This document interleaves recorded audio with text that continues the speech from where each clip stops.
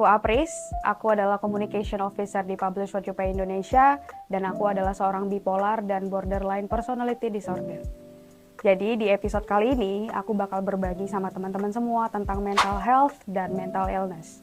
Mental health adalah kesehatan mental di mana seseorang bisa menjalankan fungsi jiwanya secara normal tanpa gangguan. Itu yang dikatakan kesehatan mental. Kalau mental illness adalah gangguan di mana seseorang tidak bisa menjalankan fungsi jiwanya secara normal. Gangguan itu terkait apa aja sih? Gangguan itu bisa banyak. Bisa gangguan pada perilaku, pada pikiran, dan emosi. Jadi, teman-teman, untuk yang memiliki mental illness seperti aku mengalami gangguan dalam berperilaku, berperasaan, dan juga dalam pikiran. Aku memiliki hambatan pada perilakuku di mana hambatan tersebut mempengaruhi kehidupanku sehari-hari. Jadi singkatnya, mental illness itu ketika kalian punya gangguan dalam menjalankan kehidupan sehari-hari dan kalian tidak bisa berfungsi kejiwaannya secara normal, itu kalian bisa dikatakan memiliki mental illness. Tapi untuk mengeceknya, kalian harus datang ke profesional seperti psikiater dan psikolog. Kenapa datang ke psikiater atau psikolog itu penting? Karena untuk memvalidasi dan juga mendiagnosa kondisi kalian. Psikiater dan psikolog itu adalah seorang ahli yang dapat menganalisis kondisi kalian ketika kalian mengalami kondisi-kondisi di mana gejala mental illness itu terjadi. Untuk mental illness, banyak sekali orang yang tidak menyadari ketika mereka mengalami gejala-gejala. Mereka hanya merasa lelah, merasa capek, bosan, atau tidak ada energi. Padahal, gejala-gejala tersebut adalah gejala-gejala depresi. Sekarang aku mau kasih tahu kalian gimana sih caranya kita dapat mendeteksi bahwa kalian memiliki mental illness atau tidak.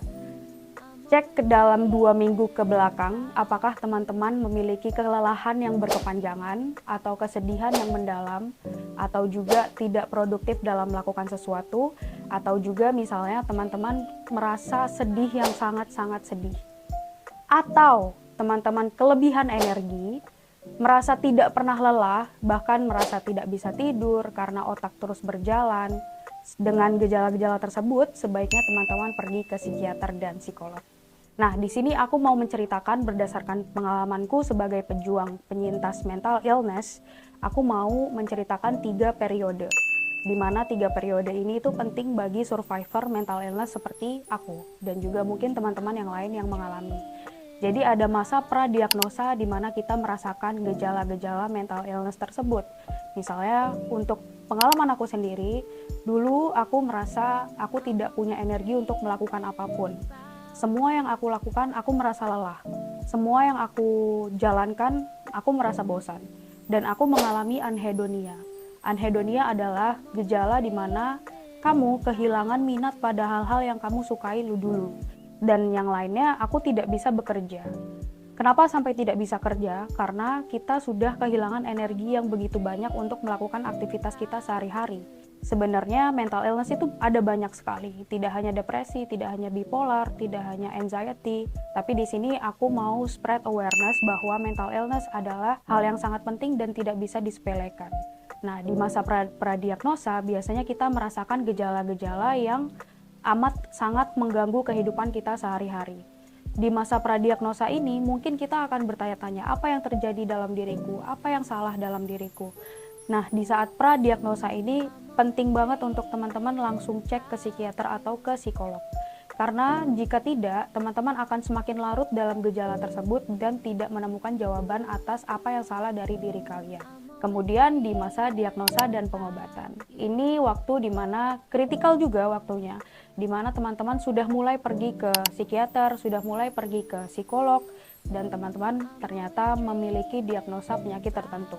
Aku didiagnosa bipolar disorder karena moodku atau suasana hatiku mengalami fluktuasi yang ekstrim, yang tidak normal.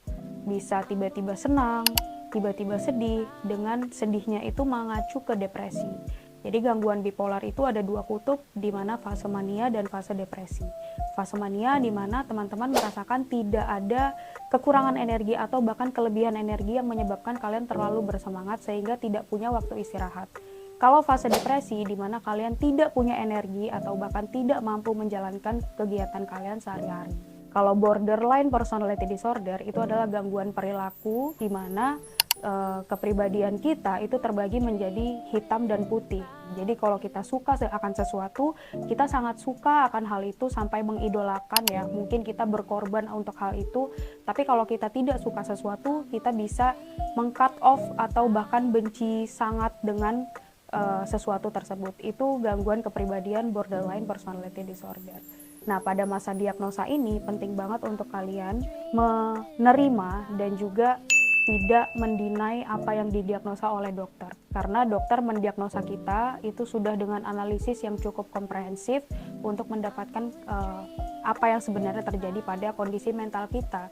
Cara untuk kita bisa menerima diagnosa itu bahwa yakinilah diagnosa itu bukan akhir. Diagnosa itu hanya satu statement penegakan kondisi kamu di mana mental kamu perlu dirawat.